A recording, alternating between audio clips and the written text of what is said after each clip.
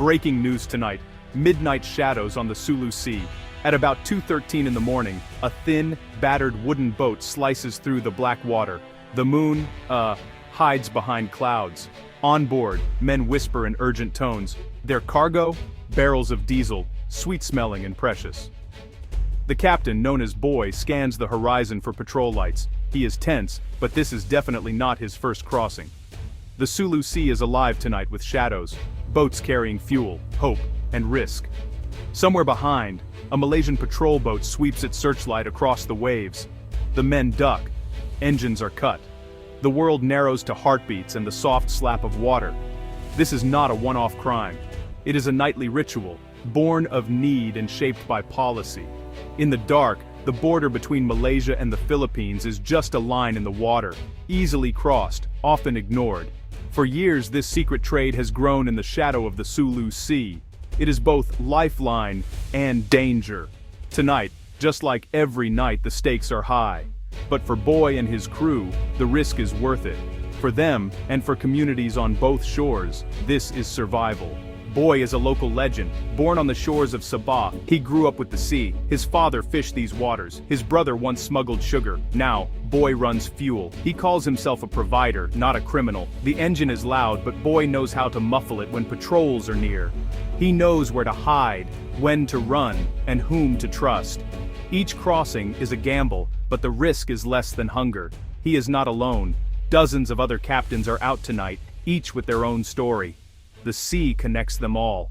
Malaysia's government keeps fuel prices low through heavy subsidies. In Sabah, a liter of diesel can cost less than a third of what it does just across the border in the southern Philippines. For many, this difference is life-changing. It means a full tank for fishing boats, generators, and motorcycles. In the Philippines, high prices keep fuel out of reach for the poor. The reason for this gap is simple. Malaysia's fuel subsidies are meant to help its own citizens, but borders are porous, and the Sulu Sea is dotted with islands and fishing villages. Smugglers like Boy see opportunity. Buy cheap in Sabah, sell dear in the Philippines. The profit is just too tempting to ignore. This system was not designed for cross-border trade. It creates winners and losers. Those in Malaysia get cheap fuel. Those in the Philippines pay dearly. But the sea does not care for borders. People move, families are split, and needs are the same on both sides. The price gap has become the spark for a nightly game of cat and mouse. It is not greed that drives most smugglers, but necessity. With every liter, a family eats, a light comes on, a boat goes to sea.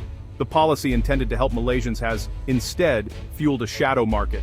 The Sulu Sea's shadow economy is vast and resilient. Each night, dozens of boats like Boy's cross back and forth. There are lookouts on the shore, informants in the villages, and trusted contacts in every port. Fuel is dumped at hidden jetties, transferred in the dark, and paid for in cash, sometimes in goods. The trade is smooth, organized, nearly invisible. This economy is not just about fuel. It includes rice, sugar, and medicine. But fuel is the king. It powers everything. Without it, life in many Philippine coastal villages would grind to a halt. This market exists because official supply cannot meet real demand. In this way, smuggling becomes a public service. The shadow economy is both a blessing and a curse. It brings jobs and money, but also danger. There are pirates, storms, and patrols. Some nights, the sea is calm and business is good. Other nights, a friend vanishes, a boat is seized, or shots are fired. Yet every dawn, the trade continues. The roots run deep. Many families have been in this business for generations. The government's attempts to stop it are like trying to hold water in your hands. Every crackdown creates new tactics, new routes. The shadow market adapts, survives, and sometimes even thrives. A typical run begins long before midnight. Boy and his crew gather near a quiet jetty, whispering. The barrels are loaded quickly, covered with nets and old tarps. Engines are checked and muffled. Phones are switched off. Silence is the first rule. Every cough, every splash could draw attention. Once at sea, the boat hugs the coastline, avoiding main patrol routes. Boy uses landmarks, an old tree, a jagged rock, to navigate in the dark. Crew members scan for lights, listening for engines. Sometimes they cut the motor and drift, letting the current do the work. The crossing takes hours, but Boy is patient. When they reach the drop point, the real risk begins. Contact is made by flashlight. One quick flash, then darkness. The barrels are offloaded in silence. Payment is quick, cash, or sometimes goods. As dawn nears, the boat heads home, empty, but for relief. Another night, another success. Not every run ends well. Patrols sometimes appear out of nowhere. If caught, fuel is confiscated, fines are heavy, and jail is a real threat. Yet for Boy, the routine is as natural as breathing. This is the only way he knows to survive and to help others do the same. Fuel smuggling is not just a business, it's honestly a lifeline for entire communities. In the fishing villages of the southern Philippines, cheap Malaysian diesel powers pretty much everything. Boats, homes, even small stores. Without it, many families simply couldn't afford to fish or send their children to school. The gray market is just woven into daily life. Local shops rely on smuggled fuel to keep prices low. School boats ferry children across islands, running on subsidized diesel. Even local clinics use it to run generators, keeping the lights on and the medicine cool. Some folks say the fuel is worth more than gold. It's really the glue that holds these communities together.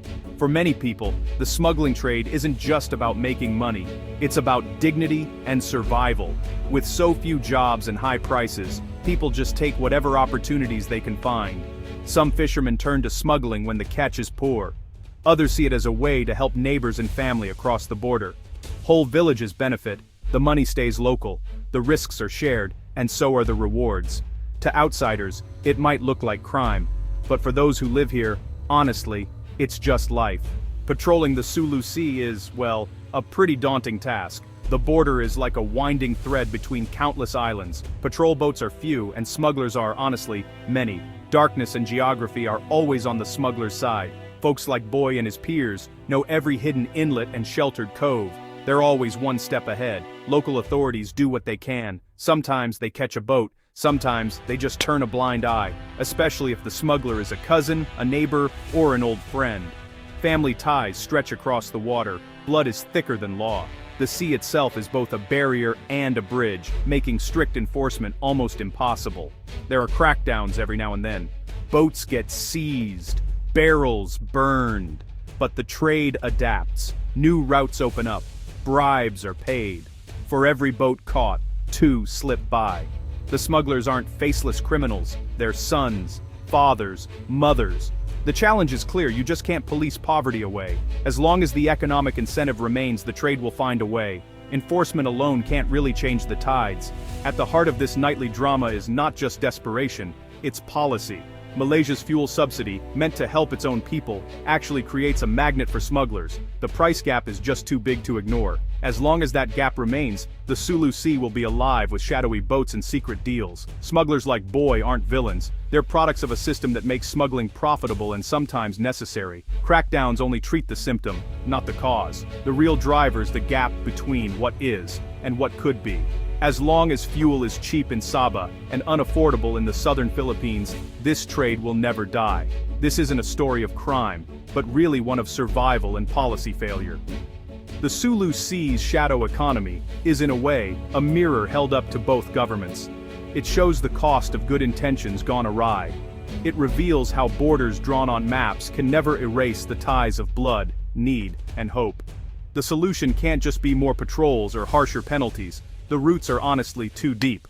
Only by addressing the price gap, through smarter subsidies, regional agreements, and shared development, can the shadow economy begin to fade. The story of Boy and the Sulu Sea is honestly a lesson for policymakers in the world. Tougher enforcement just won't solve the problem. The sea is wide, and the need is greater than fear.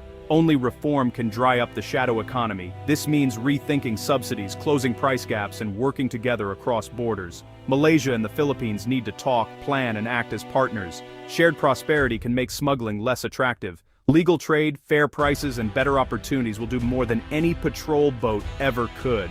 The sea can become a bridge, not just for smugglers but for hope. Communities like Boy's don't want to break the law. They want to live, work, and provide. Real solutions recognize this reality. Reform isn't easy, but it's definitely possible. Cross-border cooperation, smarter policy, and empathy can turn the tide. Tonight, the Sulu Sea is still alive with shadows, but with reform, the first rays of dawn may bring more than just another run. They may bring the promise of something better, a future where the sea connects instead of divides.